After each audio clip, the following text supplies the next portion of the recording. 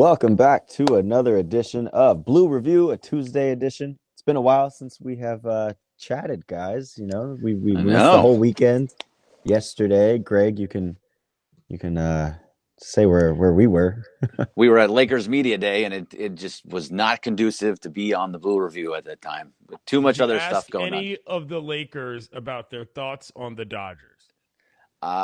Parker was doing the social media with DeAndre. Did you ask any of the Lakers their thoughts on the Dodgers?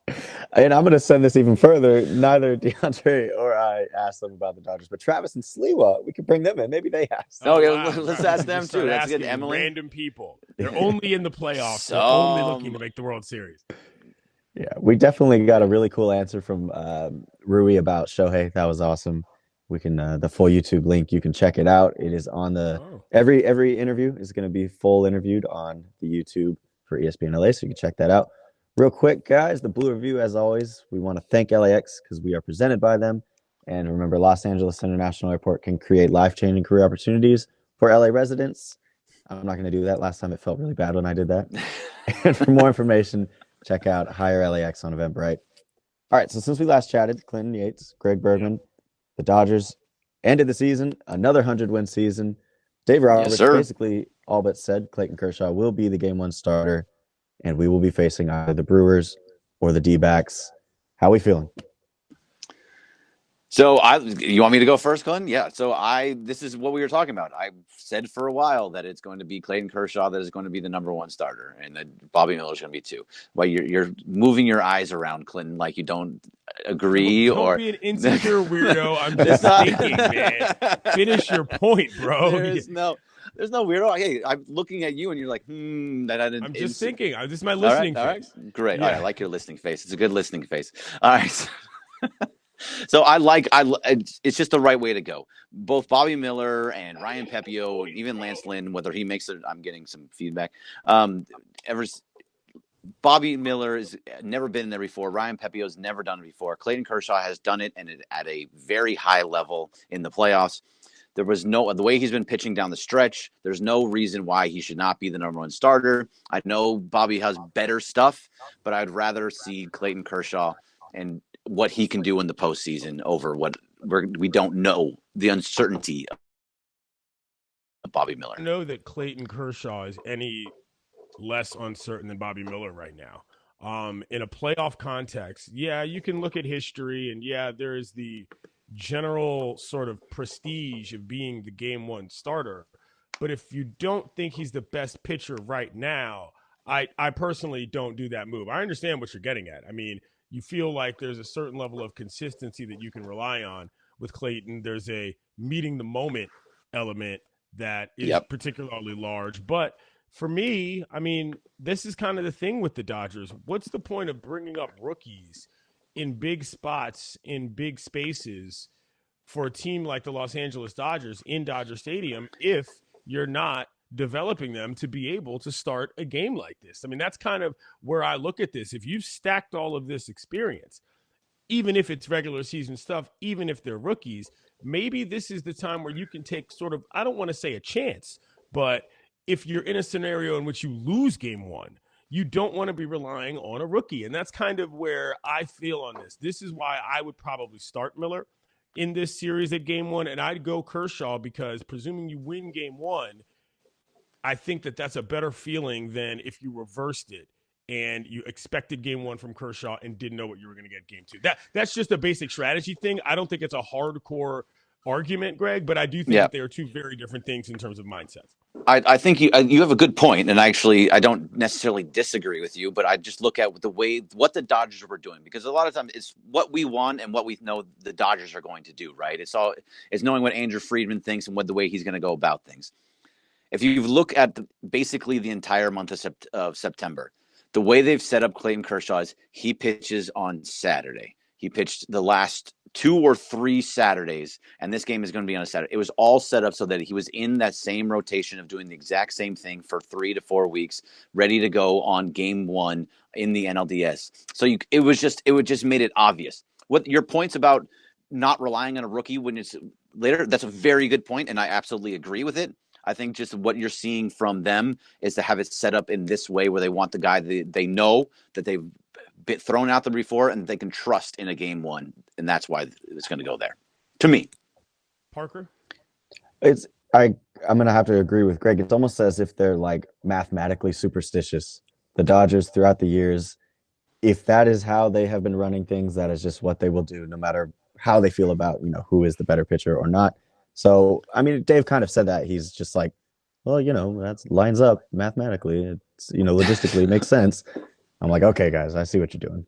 Right. I mean, and I'm not implying that it is untoward or out of character for him to be starting in this game. I just don't think strategically it's the most sound move you can make. I mean, here's the other thing, too, is that presumably, again, the value of Miller winning game one to what your larger strategy should be to win, I think is greater than simply serving the previous schedule you were on. Meaning, if you get Kershaw up against the number 2, you also have a better chance, to me, of winning that game if you can manage to sort of get one with Bobby. And that's kind of where I feel like, for a team that we've talked about all year, is going to have to sort of do things a little differently. Scoring runs is obviously going to be a big deal, but how they manage the rotation is going to be not exactly gimmicky, but it's going to be different. This is where I take the shot. It's the opening of the playoffs. You know what I'm saying? Like, and I'm not saying that you've got to sort of stick with not doing one thing or the other based on math, but this is where I would mix it up. And I'm not saying I'm disappointed or I'm upset about it with Dave. I just feel that, man, I really hope this doesn't get to a situation where, let's just say, you labor through game one, and then you've got Bobby in a spot that's, in fact, even bigger than what would be game one with no more experience in the matter. That's kind of where I look at it. If you've got a cushion, use it in game one if you're really worried about the psychological element. But listen, these are all nits we are picking. This is the hard part. This is what Dave Roberts, this is what Friedman are here for. And the question is, and I'll say this, and I don't think this is talking out of turn here, look, we're getting to a point now where we're not just going to assume that everything they're doing is the right way to do it. There are not that many commissioners' trophies stacked up to the point that this isn't worth at least taking a look at in terms of how they plan everything out from a math standpoint. So I think it's an interesting discussion, and I do think it's fair for them to say, hey, we set this up a month ago because we thought it would work. Okay, but, man, if it doesn't, you've really realigned everything around a decision that could kind of tank you early strategically in playoffs, and that's just not what you want for a team like that. So I think there's a lot more to it too. Is that, yes, there is what they've set it up right with every Saturday, that whole thing, and then you have good points.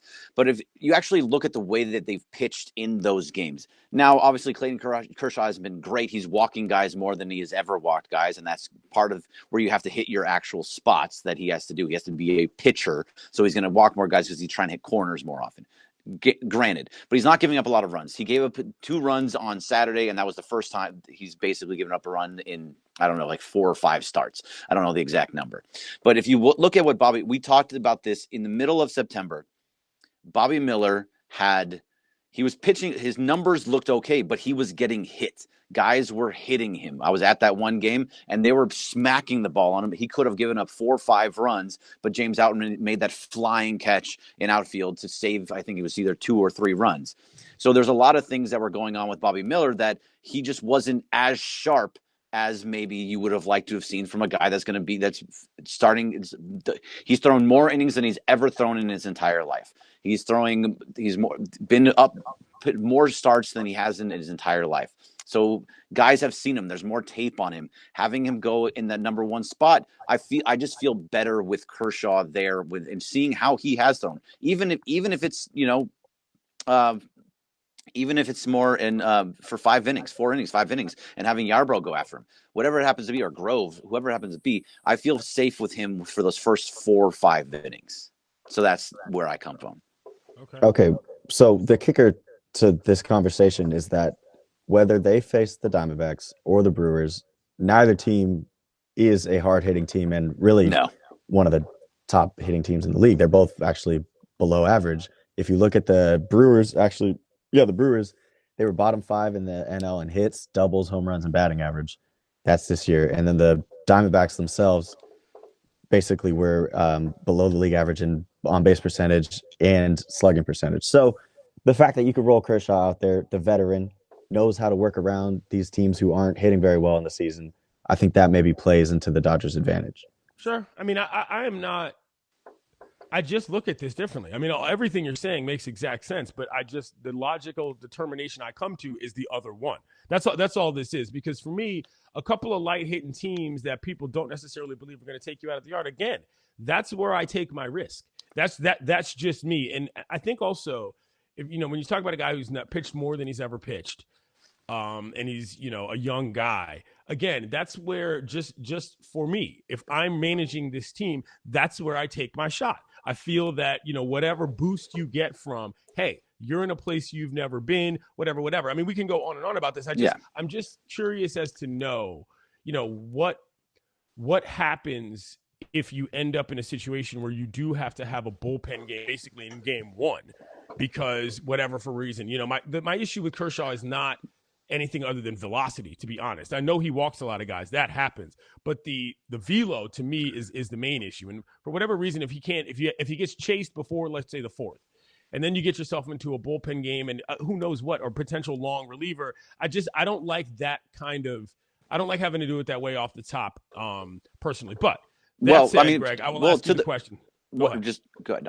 Just to your point there, to your point, you'd actually rather have Bobby Miller pitching in the second game in that sense, because he can go deep. He can go 7 innings. He has been going 7 innings. So you have a guy that can actually go when for sure that Kershaw's not going more than 4 or 5. So if there's a bullpen game, you have more. You're safer with Bobby Miller going 7 in game 2.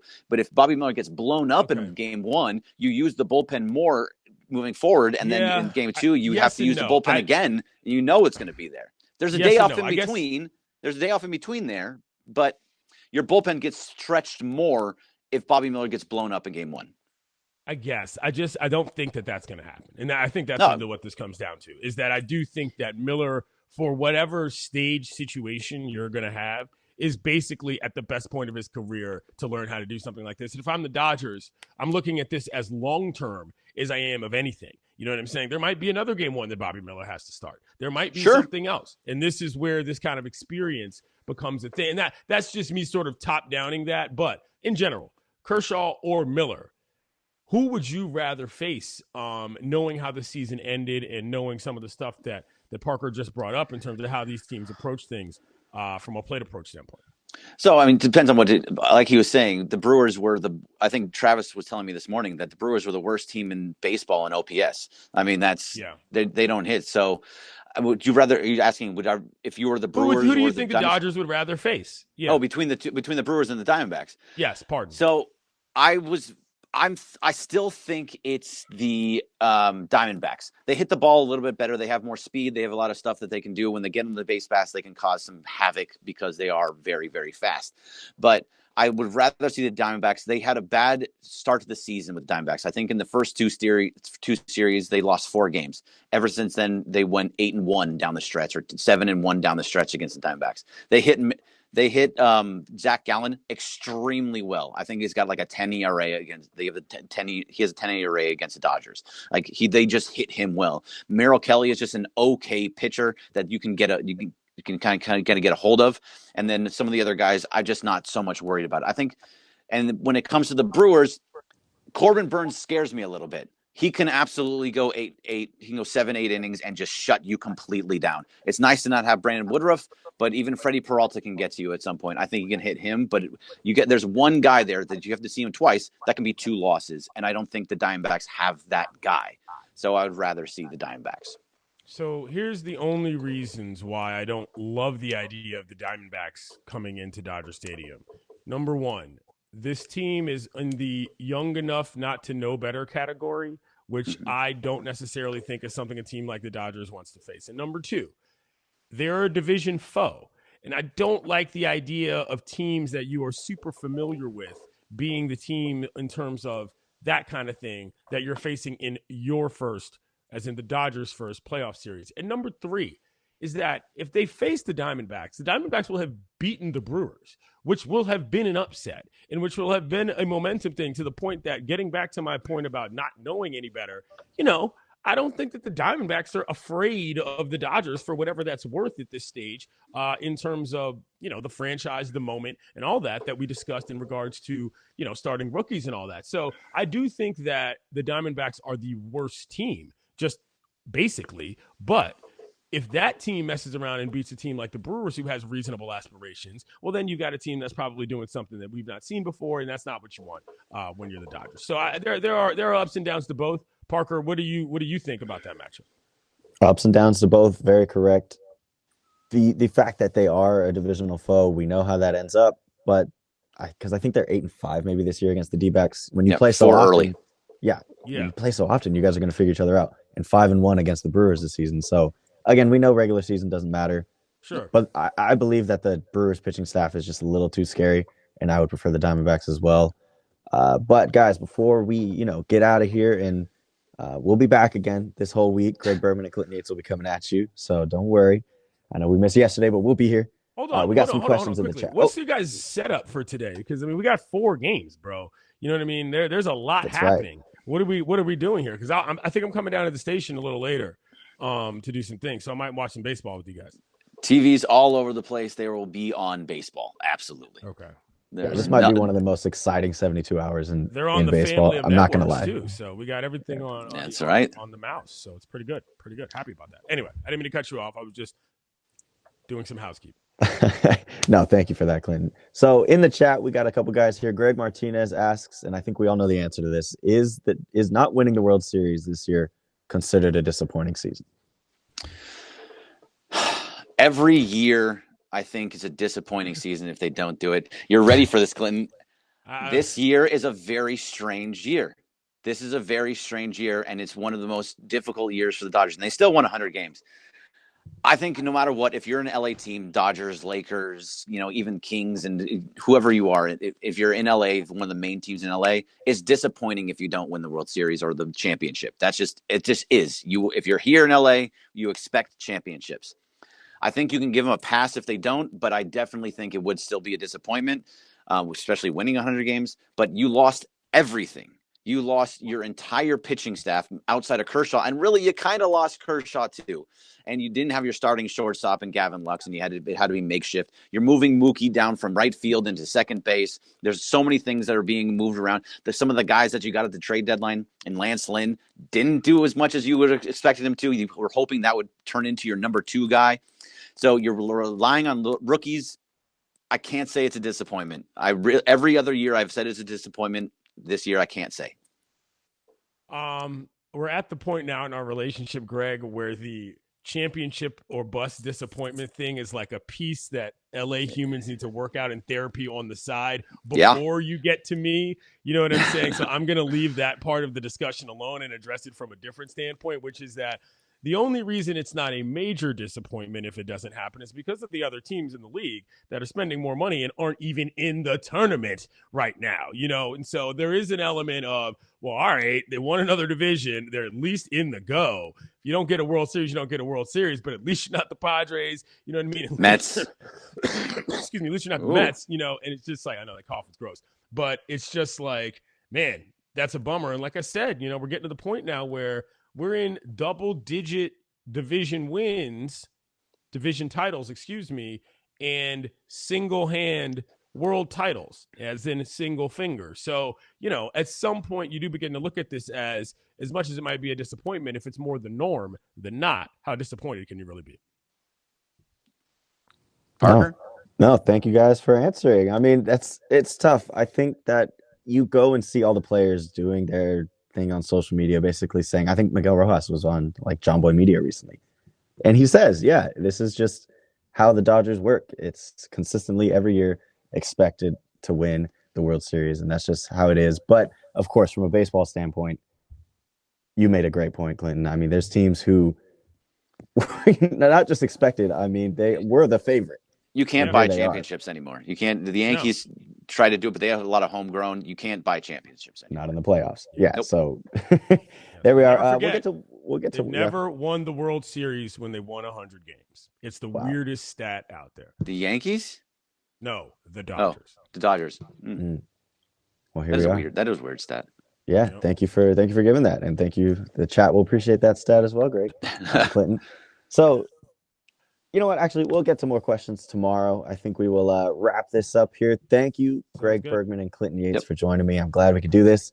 You can find Greg on Twitter and socials at Corporate Greg, Clinton Yates, and myself at Bell_Parker. Wow, social shout outs. Yeah, okay. nice All job. right. That's right. Moves. This has been the Blue Review, as always, presented by LAX. Thank you, LAX. We'll catch you next time.